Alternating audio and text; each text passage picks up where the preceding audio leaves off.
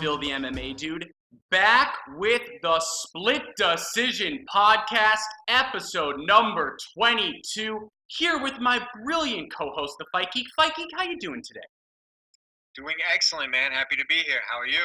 Doing very well, New apartment, new digs, it's all a little different for me, but excited, so much to discuss and break down today.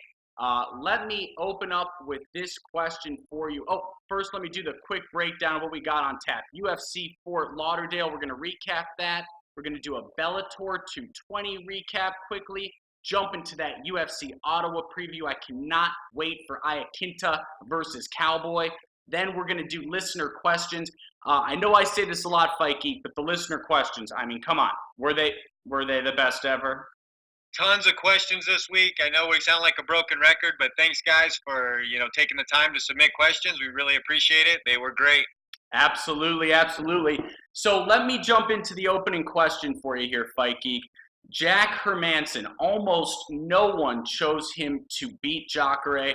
I can't even recall. Oh, here we go. I don't even know who chose him to win. It was like no one, right?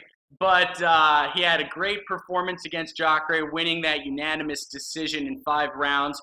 Who's next for him? Tough question. And yeah, it was a great fight. Shout out to Jacare, too, for a great effort. I thought he was in there till the end. Something I thought was really amazing was in the first round when Hermansson had a submission on Jacare. I think I kind of mocked you last week when you were suggesting that Hermansson could even get a submission on Jacare. So that moment in the fight in particular was very compelling to me. And the fact that Jacare was skilled enough, composed enough to get out of it was truly amazing. So just wanted to highlight that sequence. I thought that was awesome on both sides, defensively from Jacare and offensively from Hermansson. Was a big fan of the fight. I would say next, even though, I would say Kelvin Gastelum, that makes sense to me. Those are the two guys who are probably right at the very top at this moment as far as 2-3, 4 in that range. So, they don't usually like to match up a guy who's coming off a loss with a guy who's kind of streaking up the rankings, but I think in this instance, Kelvin's stock is raised and Hermansson's stock is raised, so it's a good time to match these guys up, and potentially you could see that be a true number 1 contender match where the winner would fight the winner of Whitaker Stylebender. That would be an intriguing rematch for Kelvin, and it'd be an awesome fight, Jack, either way. So that's what my thoughts were. Yeah. Now, what are your follow-up question? What are your thoughts on Chris Weidman? I don't know if you saw Twitter. Weidman's been very vocal about wanting that Hermansson fight. What do you think about that? I think the trajectories are just going the wrong way right now. I think we need to see Chris Weidman establish himself as a contender versus some lesser opponents right now, maybe guys who are closer to 10 than 1, in my opinion, especially considering his recent, kind of losses. It's not that he hasn't been in them, it's that he hasn't found a way to seal the deal and get a win lately. So I think it's most important for the psyche and career of Chris Weidman to get a victory. I don't think he needs to keep continually taking the very top guy while he's on a losing streak. It's time for him to kind of regroup, come back, reestablish himself, and that would be against someone maybe like the winner of Elias Theodoro and Derek Brunson. A fight like that, I could see you matching up Chris Weidman with. And I also think there's a little intrigue with a rematch between Chris Weidman and Jacare, considering their first fight. They're both coming off losses. Jacare is going to be falling out of title contention for the time being. Yeah. And I think there was enough. That was a competitive enough fight. Both guys looked good in spurts. That'd be an interesting rematch. So either of those work for me. Yeah, actually, really, really good call on the Weidman-Jacare 2 fight. That makes all the sense in the world now that I think about it. I think that Weidman looking to go after Hermansson, that is just foolish on Weidman's part. First and foremost, because if he somehow pulls off the win, which I don't think he would, but even if he does, Hermansson's ranked what, number 5? What's that going to do for Chris? I mean, not right. He's not going to build his name on Jack Hermansson. It doesn't seem like the risk reward would be there for him. Exactly. But I don't believe he deserves that fight today, even with the number 5 guy. Really. Yep. Totally agree. So I want to move through this card pretty quick. Look, I got to talk really quickly about the co-main event. Greg Hardy defeating, that tan Dmitry Smolyakov. Didn't you pick Dmitry? No, I did not. I absolutely did not. I was giving him credit because DC vouched for him, and he had a good record going in. I got a ton of crap for that, a ton. Here's my question. Yeah. Does training with DC qualify you as something? I'm not. In my opinion, I thought it does, but apparently not, right? I mean, yeah, that guy did not look like he had much to offer at all. I think that's exactly what I said they were doing, is just setting Hardy up to look good again. But I'm not even sure that he looks good when he's smashing a can in 20 seconds. I don't think you're getting to see the character of the fighter he can be. Not that there's many people looking for that, but if they just keep setting him up to crush these guys who are not even, half the athlete that he is, then, what are we really seeing or getting out of these performances? I don't know. It really didn't do anything for me at all, honestly. It wasn't like I was like, wow, that was impressive. And for the most part, I actually just kind of zoned out during that fight. I think I checked the Bellator card. I'm kind of indifferent to it until they put him in a situation that poses a realistic danger to him. Yeah, that's what I was at, and yeah, you really took the words out of my mouth. I was honestly considering not even talking about the fight. I don't want to give it too much time. I know that Greg Hardy is a very, very polarizing figure for good reason. The one thing I wanted to comment on with Greg Hardy in his situation is, look, the UFC keeps saying, we believe in second chances. We're giving him a second chance. That's what this is. And that's, look, fair. That's fine. That is fine. But I think enough games, trial by fire time. He needs a ranked opponent, end of story. Ranked opponent against Greg Hardy. And if Greg gets his ass whooped, then he gets his ass whooped, and I don't care.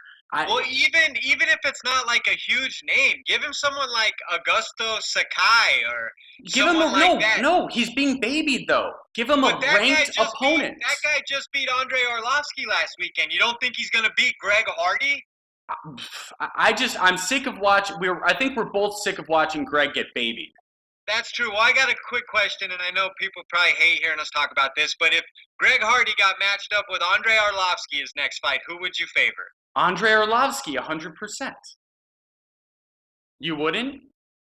I think Hardy possesses the power to accidentally catch him and knock him out at this stage of his career, but what would that tell you even? Hardy is a one-trick pony. He's got a lot of power in the first round. You clinch, you press him against the cage, you get him tired, that's it. And we've never seen anybody get him to the ground on his back. God only knows how he looks there. Exactly. I'm just sick of him being babied. That's my problem with it. And I know a lot of people, by the way, spoke out. But it's hard not to baby a guy with 5 fights. Well, you got it. Well, you know how you justify that? Because he almost killed a woman. Frank Mir. That's how you justify it. Well, Frank Mir did. Can you imagine if he debuted versus someone of that skill level? If he came in and debuted versus like a Fabricio Verdun? I'm just so sick and tired of him being baby. Okay, throw him into the fire. With this. Let's move on. So that's my thoughts. I've got an interesting point to make here. Your boy, Mike Perry, who you said is incapable of following a game plan, here we go. Seems to have followed a game plan this weekend. What were your thoughts on that fight? Well, I know you didn't see my tweet about it because I'm muted. And yes, maybe I did. Yes, TRT Dana, I really am muted. No, but I thought, and you'd correct me if I'm wrong, Fikey, I thought that was Platinum Mike Perry's best performance in years, hands down. He was controlled. He had a game plan. He didn't lose his temper. He actually looked like an intelligent fighter executing strategy. It was incredible. Yeah, I mean, I don't know if I thought he was executing the best strategy in the world, but I do feel like he was staying composed. That was a fun fight. It was a little bit of a bizarre fight to me. I don't know if you noticed. I think it was in the second round. Cowboy Oliveira's toe broke. It was sticking straight up, and he acted like literally nothing happened.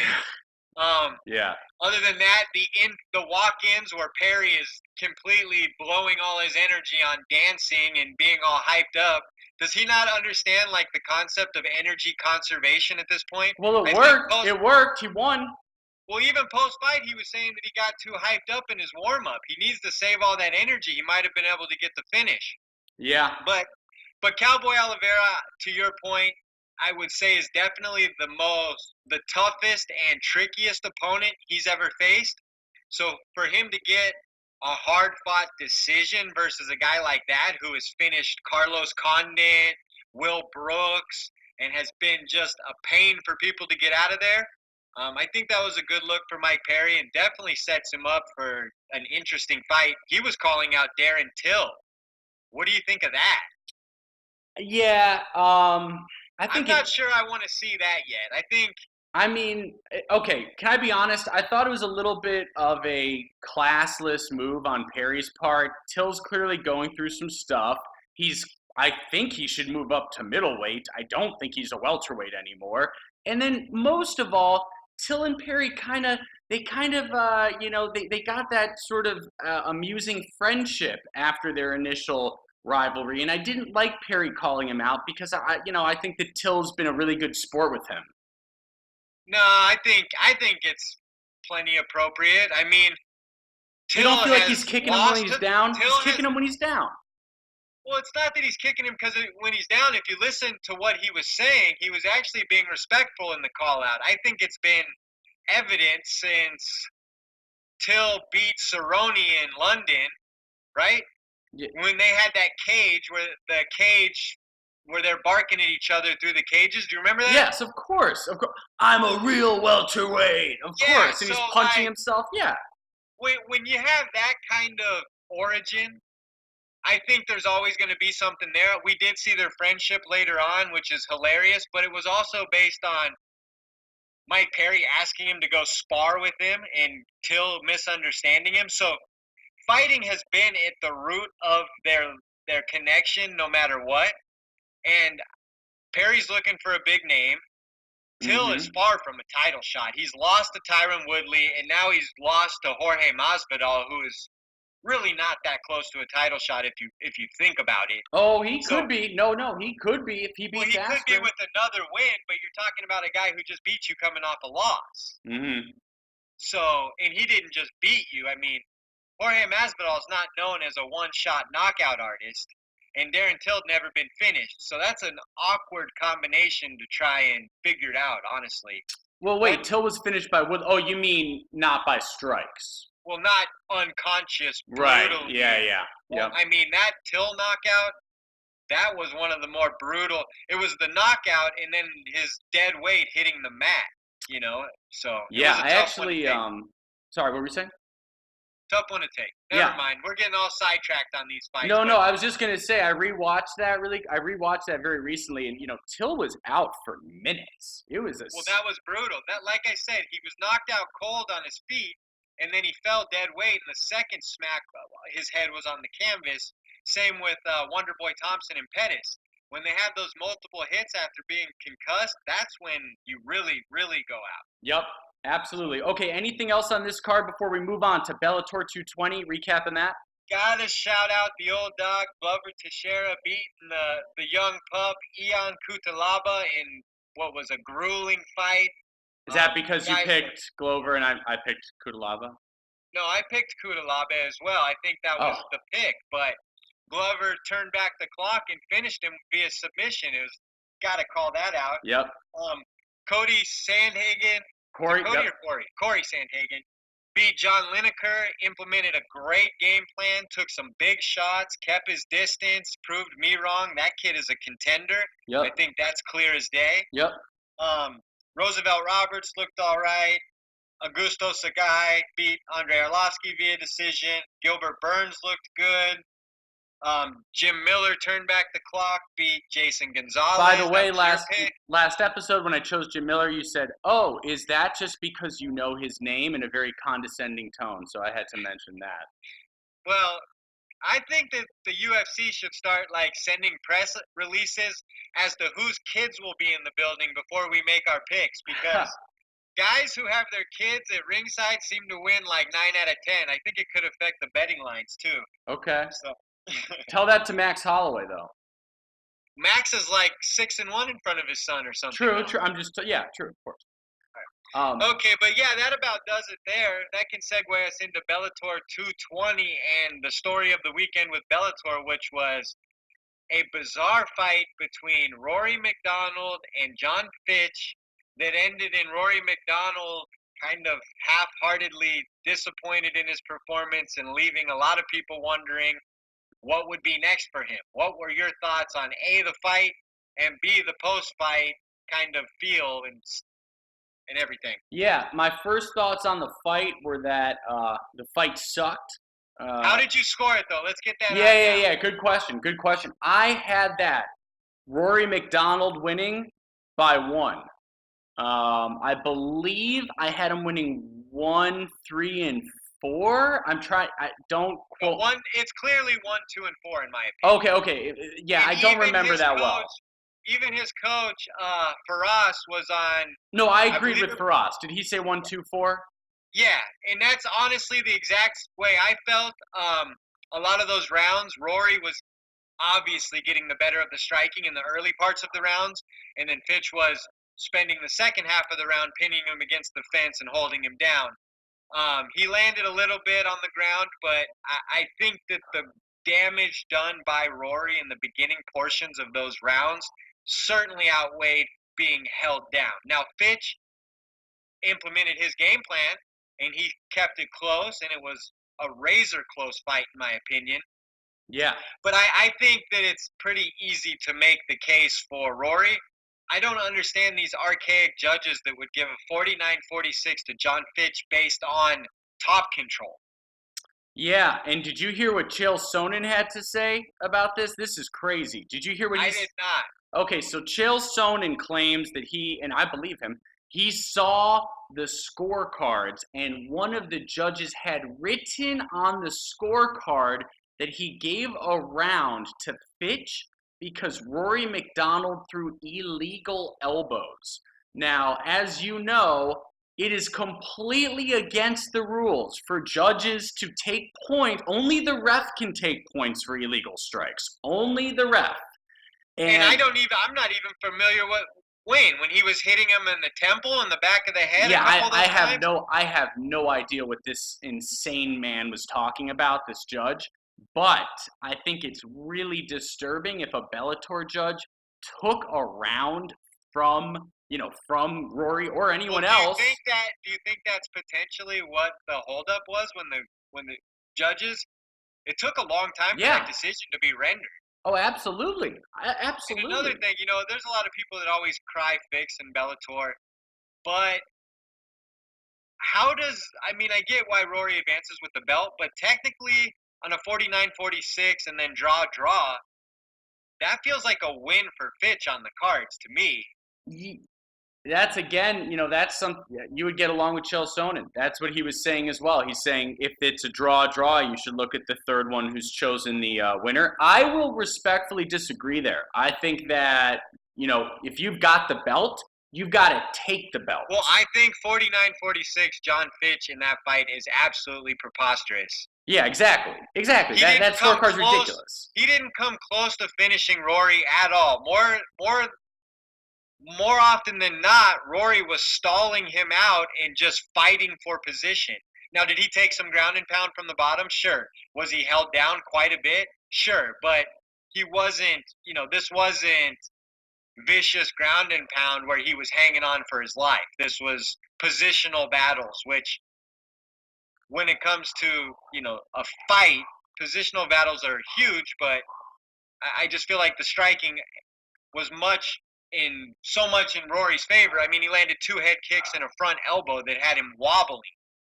So he was very close to finishing that fight a couple times. Yeah, Now, absolutely. No, that's a absolutely. great segue into the post fight. So he was saying he didn't feel like he could pull the trigger. He wasn't sure if he wanted to hurt Finch or if he could find a killer's instinct. What did you make of this? Yeah, so I rarely kind of take the I mean, I don't know. I was going to say I rarely feel this way, but I really, really don't agree with. And again, it's such a complicated subject, but I'm not going to lie. I'm a little disturbed by Rory getting sent back into the cage in 6 weeks to fight a Gracie.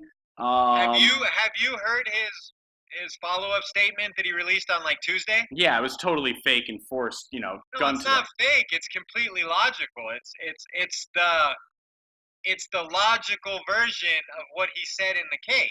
He was just in the moment. I mean, he was basically giving you those feelings less than 5 minutes after having a disappointing performance. You know, I'm sure that Rory was not happy with his performance. Of course not. But if you don't want to hurt people anymore, then you need to take some time and think about it. And Well, you're maybe he's processing that in real time. Maybe he's not saying he was saying I'm not sure if I want to. Maybe he's saying that based on the fact that he wasn't able to, more or less, rather than that's the way he feels all the time. Maybe he's feeling that way in the moment based on the recent results. yeah, that's not what he said in the cage, though. But again, this is the same reason you don't interview concussed fighters. These guys are so in the moment. We're asking them to be in a survival mode with another man trying or woman trying to physically harm them after training for this person for six weeks, a lifetime, whatever you want to call it.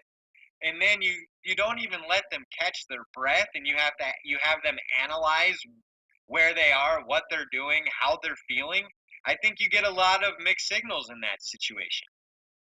Yeah, yeah. Gotta agree. Gotta agree. So then, and I know I'm jumping ahead here. Really quick, last question on this.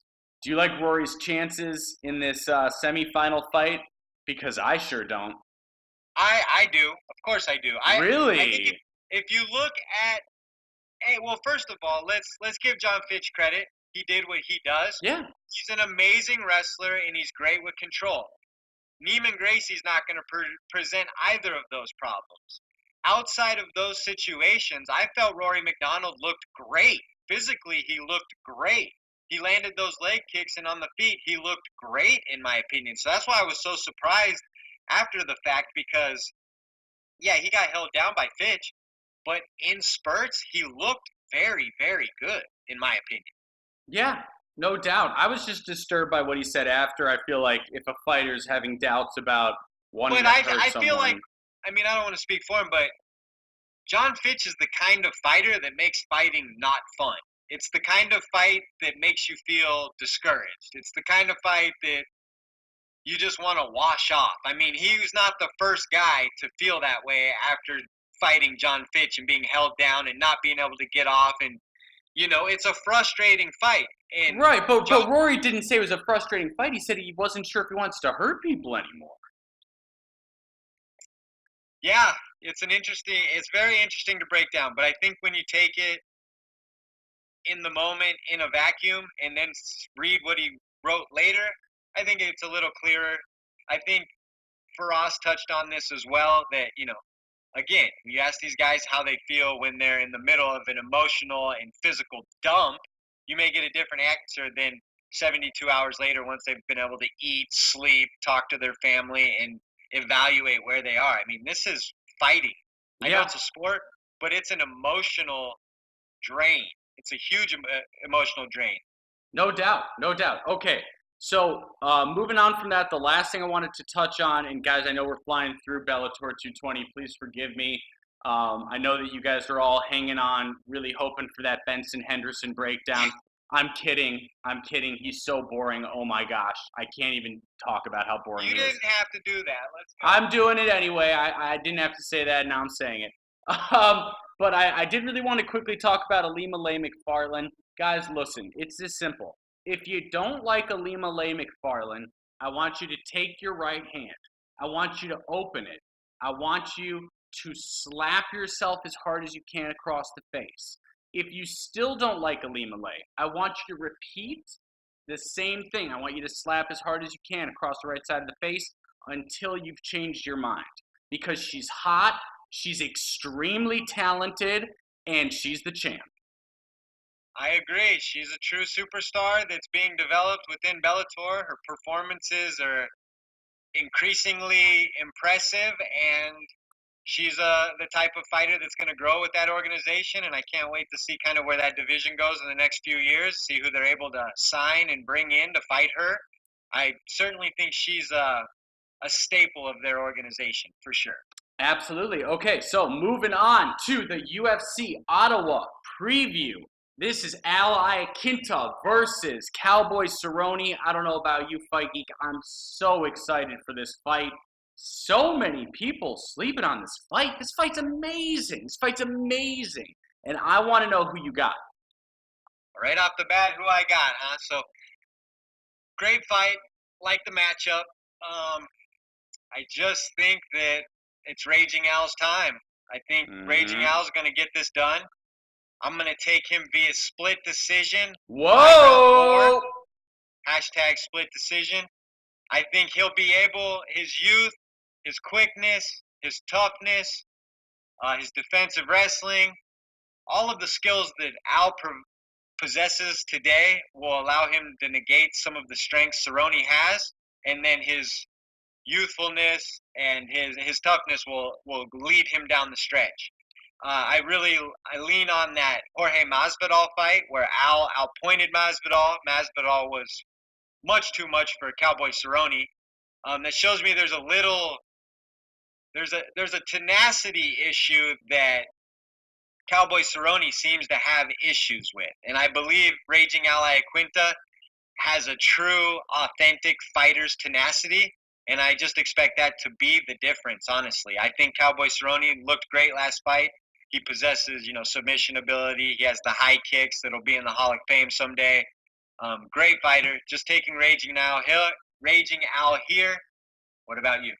Yep, got to agree with you. Definitely taking Raging Al. Surprised by how many people are taking Cowboy. All respect to Cowboy, of course. One of the greatest of all time to never win a belt without question. But really do think that Al's just a little bit more durable. I have seen, and this is going to sound a little harsh, I've seen Cowboy quit during fights. I have never, ever seen Al Iaquinta quit during a fight. I think this is going to be taken by Al, and I disagree with you on how close it's going to be. You're saying a split decision. No way. I see this being a third round TKO stoppage. Third round TKO stoppage. Very interesting. Mm-hmm. That's what I got. Cowboy's baby's going to be in the building, right? Huh? I said, Cowboy's baby boy's going to be in the building, right? Uh-oh. Okay. All right. Can't stretch it to a decision?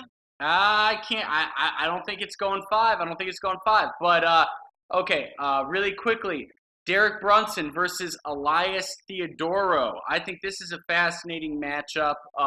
Not sure if you've been noticing, but the Elias has been posting a lot about breaking the significant strike record. He's getting real close to, believe it or not, breaking the middleweight significant strike record. And significant according to who? Well, according to, CompuBox and all that blah, blah, blah stuff. But I just think Elias is going to stick and move like he usually does. I think Elias is a fascinating character because I think he has, and I say this with all respect, I think he has zero chance of ever winning the belt. I mean, zero.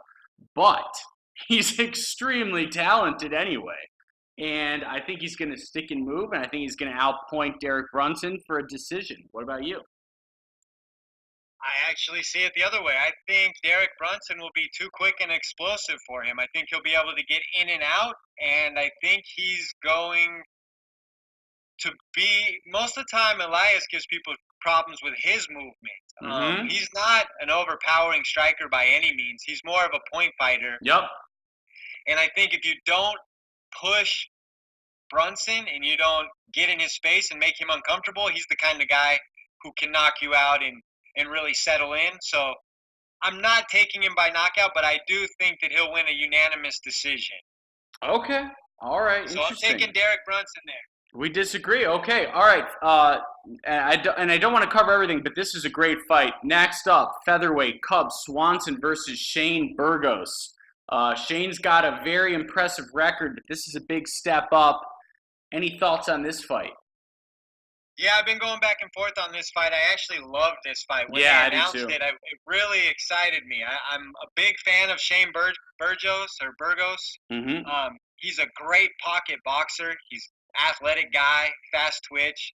Had a war with Kelvin Kattar. Has had some other good performances. And Cub Swanson, I mean, if you don't like Cub Swanson, you're watching the wrong sport. Guy's super exciting, a likable guy. I mean, Cub Swanson's the man. I'm a big Cub Swanson fan. Very versatile striker. If you go back and watch Brian Ortega fight, before he gets submitted, he's actually slapping Brian Ortega up on the feet with all kinds of techniques. He was outstriking him something fierce before he got caught. Yep. With that said, this is such a tough fight to pick. I was leaning Shane Burgos early because of his youth and because Cubs on a 3-fight losing streak, but he is fighting the highest level guys. But after listening to his pre-fight scrum, I'm going to change my decision and say Cub Swanson via, let's say, third round submission. Ooh, okay. All right. I believe this fight, I believe it's going to be a war. Both guys will be tired by the third. And I think Cub has the savviness in his game to pull off a submission versus a fading Shane Burgos. Is it Burgos or Burgos? I have no idea, and I won't pretend for a second that I know. But on that note, I have to say, I do agree with you. I've got Cub Swanson by split decision. Cubby Bear. That should be a fun one either way. I mean, if Burgos were to pull off the upset, that would catapult him into the top, I don't know, 6 or 8. Oh, yeah, definitely. And then if Cub were to lose, I think that you're going to start seeing the writing on the wall with him, losing 4 in a row. He's an older guy.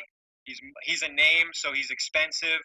So if he loses his 4th in a row, that'll be interesting to see what they do with him as well. Definitely agree. And I really did want to quickly talk about this bantamweight fight, Brad Katona versus Merab Dvalishvili. Great fight, another great fight. Another great fight. Who you got? I went back and forth on this one too. You know, everyone's, Matt Serra and everybody from the Long Island crew are always pumping Merab as this top prospect, this gym animal, this great fighter. And then whenever I see him in the cage, I'm just not overly impressed by his application of his skills. So with that said, I'm actually going to take Brad Katona. Everything I've seen from Brad Katona so far has been very sharp, has been very technical. He's a very balanced guy. He's similar to Ricky Simone in a way, with his athleticism and his striking. And Ricky Simone gave Merab some trouble. So I'm going to take Brad Katona by unanimous decision. Darn it. I got Brad Katona by unanimous decision. All right, we agree. Okay, moving on. Is there anything else before we get into the listener questions? Let's jump right into the listener questions. What do you got? Okay, all right. I'll start those off. We got some great ones. So this is from at Judah Peru 1984 NILK, our good friend NIL. What was the best card of the year so far? And my answer is UFC 236 by a country mile. It ain't even close. Yeah, anybody who's been watching is going to pick that card. That's one of the greatest cards of all time based on the top 2 fights. Yup, totally agree. Agree. No brainer there. All right, I got one queued up from Kenneth Roberts at Mr. at Mr. _Tittlewinks. Mr. Tittlewinks, what up? I love Kenneth. What are your thoughts on Angela Hill stepping in to fight on short notice? Yeah, this is what I think. I think that she is a street fighter. She's gone on the scale pretending to be a street fighter character before. I think it was Dalsim with the eye patch. Awesome. Yep, she's badass, and guess what? She's going to be ready, and put your money on Hill to win. That's what I have to say. Right. No, great performance by her. She needed a win bad. That was actually a fun fight. We didn't touch on it, but Jody Esquibel, I think is her name. Yep. She was fighting like John Lineker in there. She was throwing heavy hooks. I was having fun with that fight. Oh, definitely. Okay. So this is from at Reusable Shoe. Our good friend, a Reusable Shoe at Reusable Shoe. How hyped are you for Korean Zombie versus Moicano? I don't know if you guys know, but Korean Zombie versus Haneto Moicano was slated for the UFC Greenville main event today. And then that's his first question. Second question is, with Stipe versus DC2 announced, who do you favor, and do you think DC retires after this fight? I will let you take both questions first. Well, I'm always excited to see the Korean Zombie fight. I think Cub just said in his pre-fight scrum that there was potential of him versus Korean Zombie headlining. I like that fight more, Cub versus Korean Zombie. But I'd say I'm about a 7 out of 10 on that fight. The second question. Wait, who do you got? Zombie or Haneto Moicano? In that one, I'd probably lean Moicano right now. Really? I got Korean Zombie via second round knockout. You making a prediction on the fly? That fight's months away. That's just how. Right, the second part of the question, is DC going to fight Stipe next? I believe so. And do I think he'll retire after that? No, I do not. Yeah, exactly. So, yeah, a lot of people have been talking about this. Oh, what happens if DC wins and he retires? Guys, if DC wins the Stipe 2 fight, he isn't going to retire. If he loses the Stipe 2 fight, he may retire. And if he loses the Stipe 2 fight, there's a trilogy for a heavyweight championship that's sitting there for him. Does he care enough? I don't know. I mean, he already took the heavyweight belt from Stipe in one round. You can never take that away. Well, that's true, but I mean, if you were to lose the belt back to Stipe, you'd be retiring on with 2 chapters left in a book. You know what I mean? There'd be more story to be written there. Yeah, no, I agree. I do not think that DC is going to retire after the fight. And by the way, I know that there's a lot of loyal Stipe fans, so I got to be careful. But I'm very surprised. I put a poll out. I'm very surprised about how many people think Stipe is going to win the rematch. It's not going to happen, guys. It's just not. That's my opinion. That's a conversation for another day. Do you disagree, though? No. Wait, do you disagree? I don't think it's a foregone conclusion that Daniel Cormier beats Stipe in a rematch. Okay, I think there's more. Okay. I think there's more to analyze there. Okay. All right, I got one here from MMA Stu at MMA_Stu. Oh gosh. Here we go. He says, "How does Phil, that be you, feel about his hero and personal idol Daniel Cormier effectively holding up the heavyweight division for 6 months for an overhyped super fight with a known steroid cheat that will ultimately never materialize? And since then, I believe Brock Lesnar has actually announced that, or Dana White said that Brock told him he's going to retire, which usually means the fight will be booked next week." Yeah, exactly. Well, first of all, MMA Stu, you get an A+ on getting me fired up and pissed off. So great job. Congratulations. I am fired up now and going to be emotional. So good job on that. I love how MMA Stu, who is a diehard Jones fan, is talking about illegal steroid fights. Let's be honest, John Jones is still the light heavyweight champion as he continues to test positive for steroids. Sorry, everyone who's offended by that. I'm just talking facts. So anyways, do I think that DC held up the division? Absolutely not. DC defended against Lewis at UFC 230, in case people forgot. And it's Brock, not DC, who's backing out of the fight. Brock should be humiliated. He looks like a complete bitch. He looks horrendous. I mean, couldn't be more embarrassed if I tried. Brock should never show his face again in public. He's a humiliating defeat. He's a humiliating failure. I can't believe he bitched out of the fight. I can't believe it. Do you pay attention to anything outside of your little bubble? No. Did you read it's just any my of bubble. the reports It's about just my bubble. WWE's first quarter ratings are way down, which means Brock is going to be scheduled a lot more this next season or whatever the hell they call it. Who watches WWE? If you're not 7 years old, who's watching it? Well, he's getting paid.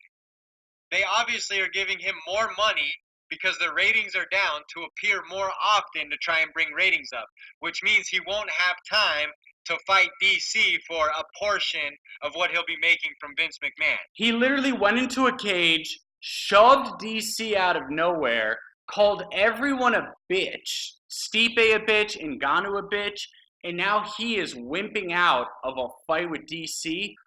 Whew! That is one way to carry yourself, but that will be remembered until the day you die, Brock. The day you die, that will be remembered. You are so overdramatic. I'm just saying, man. Next, here we go. Dan Moesta, a new listener at what up? Moesta. He says, I'd love to see someone address the agent certification now required for ONE FC. Are you familiar with this at all? Yeah, I am. I'm really glad you brought that up. Great question, Dan. So I think it's extremely messed up. So ONE has said that, due to their honor, they want to be very honorable, that, all agents and managers have to have no criminal record. They have to have lived in Asia for 1 year. All these ridiculous stipulations, and I'm thinking, well, first of all, Mighty Mouse is, represented by Malky Kawa, so that guy's screwed. Then Eddie Alvarez's manager, whose name is escaping me, I know that he's American, so he's screwed. I know that ONE has since kind of walked it back and said that this is a case-by-case basis, but what an amateur hour move from ONE. Really don't like it. And then here's the biggest reason I don't like it really quick, Fikey, is the managers and the agents, and correct me if I'm wrong, their job is to go to war with the promotions for the fighters. So the fighters don't get on bad terms with, for the deals, right? That's their effing job. So to say that these people are going to be, they can get banned at any time by ONE, whoa, that's a huge conflict of interest, and that is going to screw over the fighters so badly it's not even funny. Am I wrong? No, I agree with you. Not only that, but I mean, you can't. I just don't understand how so they're not going to sign a fighter if his agent has a criminal record. Well, obviously Ali's out of the picture. It's just a bizarre thing to come out publicly and say. I can understand the sentiment, but it seems strange to me. Yeah, Ali should be sweating bullets right now because Lord knows he's got a criminal record. You got any more? Oh, yeah, absolutely. Okay, so this is from Damon Lane. That's at Lane Damon, LINGGDAMON. How successful would Khabib be at 170? And I really like this question because I've actually thought about this a lot. What are your thoughts? I think he'd be pretty successful. I think he could certainly challenge for a title in that division, I would say. If you look at guys like Colby Covington, I think would be his closest comp in that division. Neither known for their striking, both known for the wrestling. Obviously, Colby Covington's no Khabib in my mind. I would say Khabib's the better fighter. But I think you've seen a guy implement a similar style get to the top of that division. And since I think Khabib's better than him, I think that he would be even better than Colby Covington. So I think he would challenge for a title for sure. Who you got on? I'm putting you on the spot here. Who you got if Khabib and Kamaru Usman were to meet? I think that's a tough matchup for Khabib based on size and strength. Ready? I'm gonna go out and say this. I know it's not popular. I think Khabib could become a two-division champion. I think he would beat Usman. Of course he could. I mean, I'm not like you. I don't make absolute black and white declarations every time. Do you guys see what I'm dealing with? Do you guys see what listen to the sass, the disrespect. Well, you go out and say guys have absolutely no chance to yada yada. It's like, all right. I think Khabib could beat Usman. He has a chance to beat him, but I would favor Usman personally. Okay, fair. All right, let's see what else we got here. I got one from @Grasp Gains. He says, "Oh yeah, I love that guy." With the 155-pound division being so held up, who do you think this weekend's main event winner will end up fighting after this fight? I mean, Al is already number 4. If he beats Cowboy, who do they match him up with next? Go ahead. Yeah. Good question.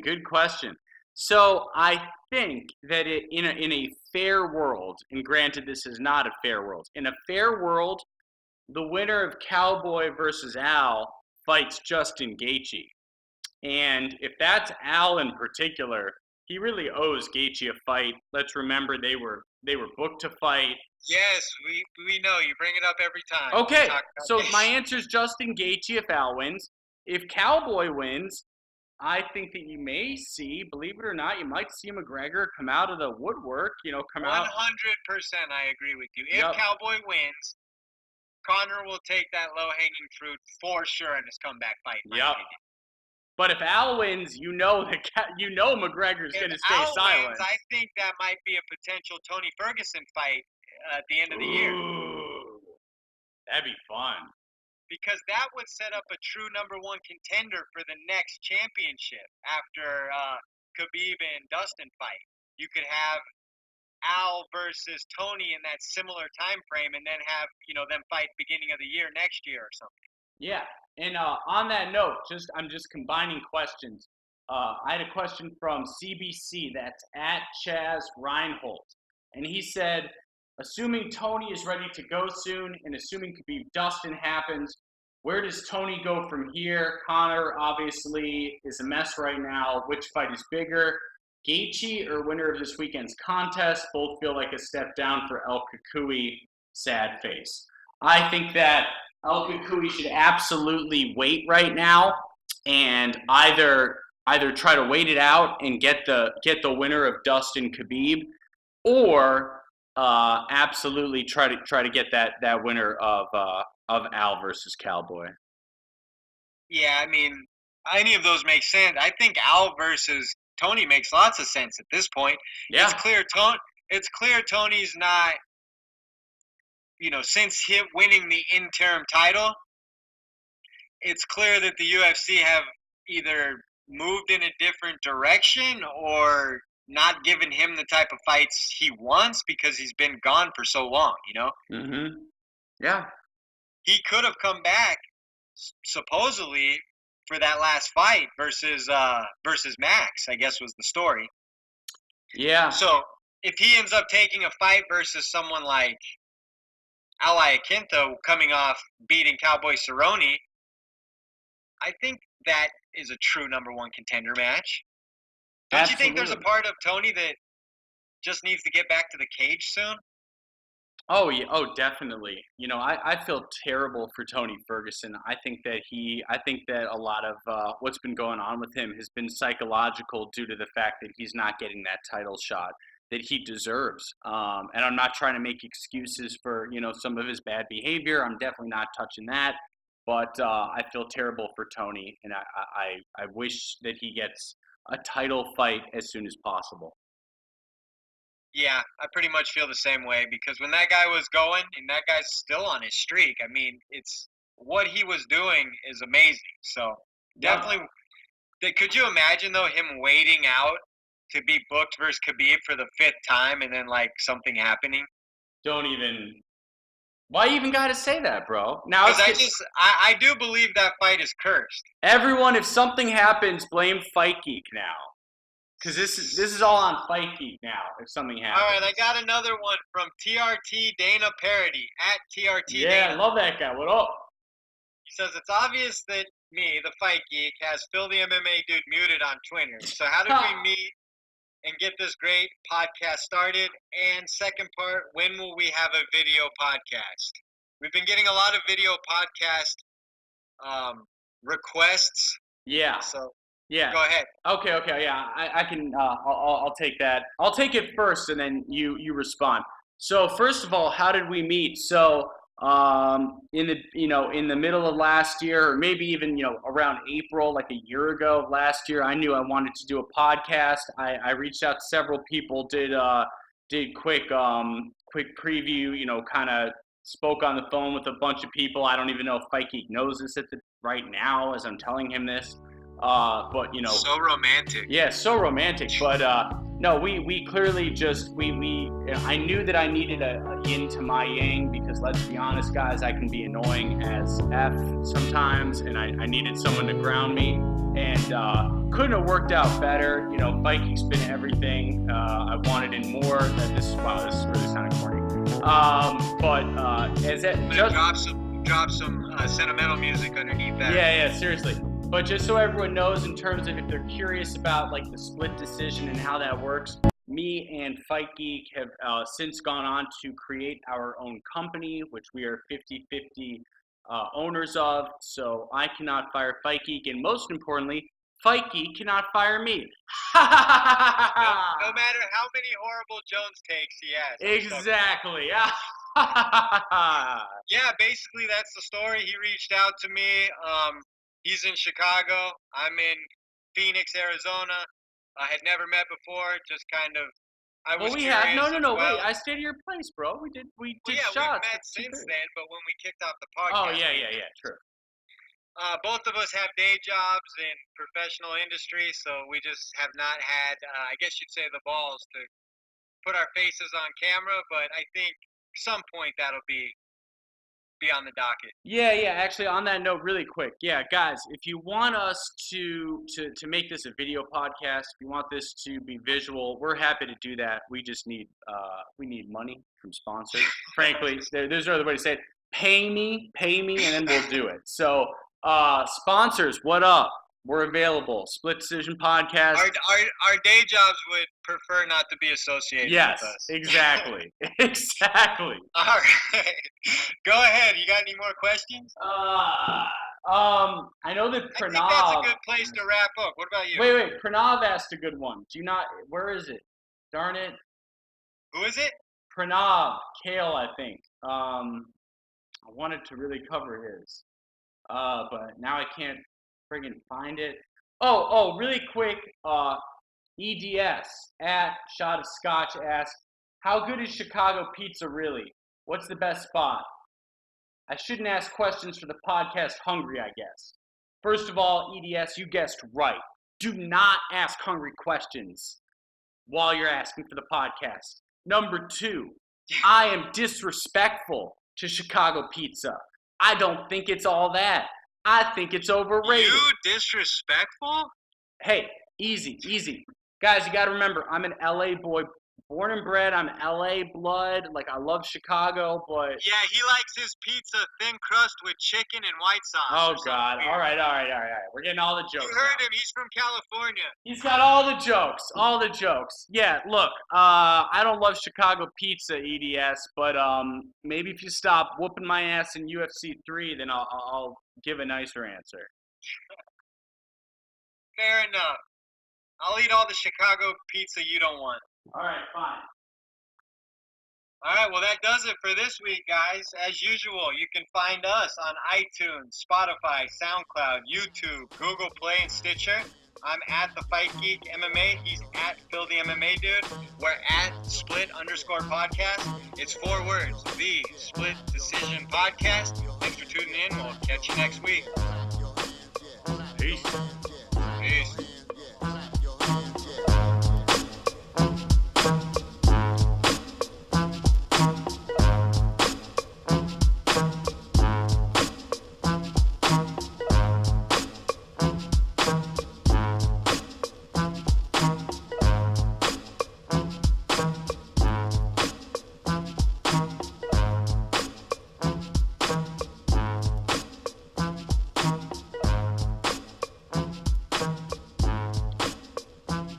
guys? It's Phil the MMA Dude again. Now, while we would never ask for this, if you do feel the need to go on to iTunes and give us a review, 5-star review, 5 stars only, then, we would be so grateful. Boy, does that help us out. Again, we would never ask for that. We would never ask for a 5-star review. But if you enjoyed the podcast, boy, would it help us out. Jump on, 5-star review. Thank you so much. And again, if you didn't want to give it 5 stars, then please don't leave a review because that would hurt us. Thanks so much. Have a good one.